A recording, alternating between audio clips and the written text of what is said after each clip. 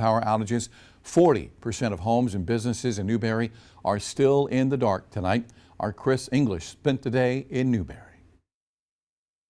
And Jer, for those in the town of Newberry, things are starting to get back to normal with power on at shopping centers, gas stations, and even traffic lights. But for those who live in the rural portions of Newberry County, it'll be another night in the dark.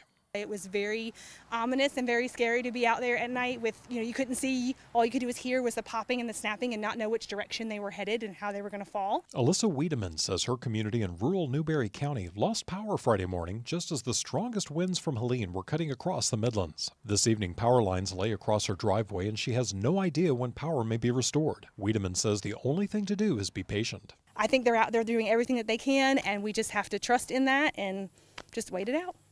Meanwhile, today in the town of Newberry, Sheriff Lee Foster and his team were busy at their headquarters handing out bottled water and ration meals to anyone who needed them. Foster says he's never seen a storm cause as much damage as Helene. I was astonished at the damage. I'd never really seen anything like this in Newberry County. I did work Hugo when it came in, and there was a lot more building damages in like Hugo, but the tree damage and the electrical power grid damage was just catastrophic here. Sheriff Foster says most people have been understanding of the situation, but he knows that frustration can also set in. When you're without power for 5 days, frustrations, anxiety, it sets in, and that's natural. And we just ask people for the patience, because I'm telling you, those line crews are working hard, man.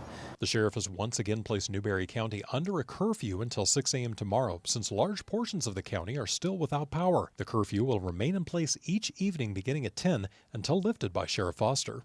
And JR, representatives from Dominion Energy as well as the local co-ops here in Newberry County say that help is on the way, and they just urge residents to continue to be patient. In Newberry County this evening, I'm Chris English, News 19 WLTX.